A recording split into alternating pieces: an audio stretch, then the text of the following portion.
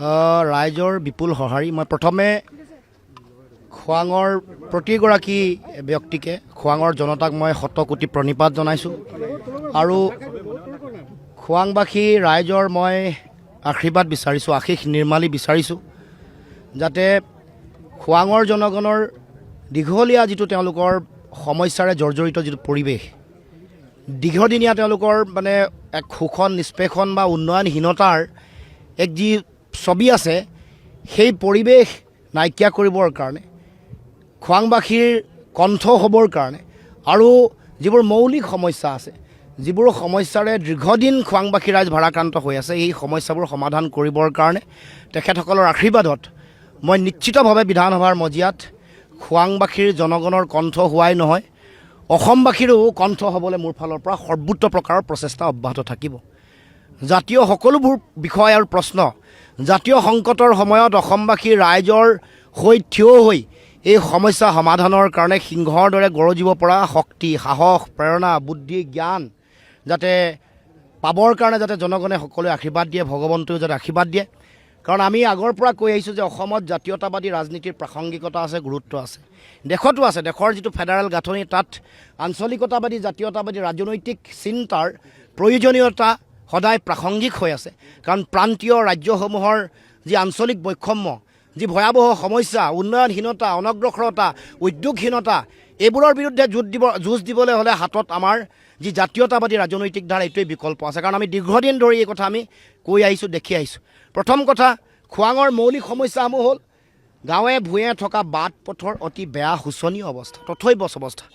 মূল ৰাস্তাকেইটাও আপোনালোকে দেখিছে, গৈ আপোনালোকে সকলোৱে গৈছে যে সেইকেইটাও ভঙা চিঙা বিভিন্ন প্ৰান্তত ভাল কৰি ৰাখিব পৰা নাই। তাৰ লগে লগে তাত আমি দেখিছোঁ যে দলং ঘাট, চেচুঘাটৰ দলঙৰ এটা দীঘলীয়া এটা দাবী আছে, সেইটো আজিলৈকে সম্পূৰ্ণ হোৱা নাই। বহু পকী দলঙৰ দাবী ৰাইজৰ আছে, সেই দাবীসমূহো সম্পূৰ্ণ হোৱা নাই। বিদ্যালয়, এজনীয়া শিক্ষক, বিদ্যালয়ৰ আন্তঃগাঁথনি, কৃষি অৰ্থনীতিৰ উন্নয়ন, তাৰ কাৰণে প্ৰয়োজনীয় জলসিঞ্চনৰ ব্যৱস্থা, বজাৰ শীতলীকৰণৰ ব্যৱস্থা, এনেকুৱা ধৰণৰ কোনো ব্যৱস্থা আমি দেখিবলৈ পোৱা নাই, যিটো মৌলিক প্ৰয়োজনীয়তা।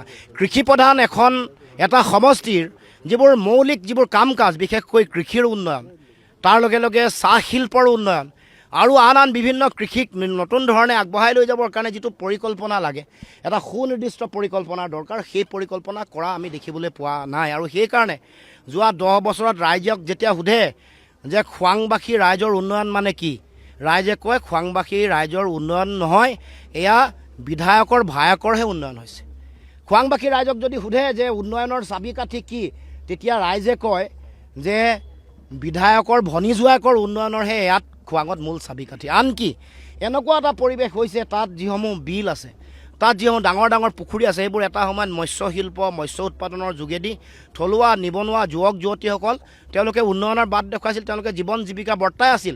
কিন্তু এতিয়াও সেইকেইটাৰ ওপৰত একেবাৰে পূৰা হেন দৃষ্টি, কোনো বিল, কোনো মানে পুখুৰী ডাঙৰ এইবোৰ বাকী ৰখা নাই। তেওঁলোকৰ সিন্ডিকেটৰ যোগেদি, বিধায়ক আৰু বিজেপি দলৰ সিন্ডিকেটৰ যোগেদি এইবোৰ কুক্ষিগত কৰিবৰ কাৰণে তেওঁলোকৰ মু চাহাবৰ দল এটা আছে, হয় বিধায়কৰ ভায়েক, নহ'লে বিধায়কৰ ভনী জোৱায়েক, নহ'লে মু চাহাবৰ দলটোক তেওঁলোকে এনেকুৱা ধৰণৰ কাম কাজ, ঠিকা, ঠুকলি, কমিশ্যন যিয়েই হওক, আপোনালোকে খবৰ ল'ব, কিছু মুষ্টিমেয় এখিনি মানুহ ইয়াত কেৱল মাত্ৰ তেওঁলোকে লাভ হৈছে আৰু বাকী একো লাভ হোৱা নাই। গতিকে এই কথা বতৰাবোৰ আমি আগন্তুক দিন নিশ্চিতভাৱে শক্তিশালী হ'ব। যোৱাকালি এইটো এটা খুব ডাঙৰ মানে অসমৰ ৰাইজে আশা কৰি থকা এটা সিদ্ধান্ত হৈছে, সেইকাৰণে ৰাইজ উৎসাহেৰে ভৰি পৰিছে আৰু আৰম্ভণিতে বিচাৰিছিল, কিন্তু দেৰি হ'লেও ভাল হৈছে। মই ভাবোঁ যে কালি উৎসাহপূৰ্ণ পৰিৱেশ দেখিছোঁ।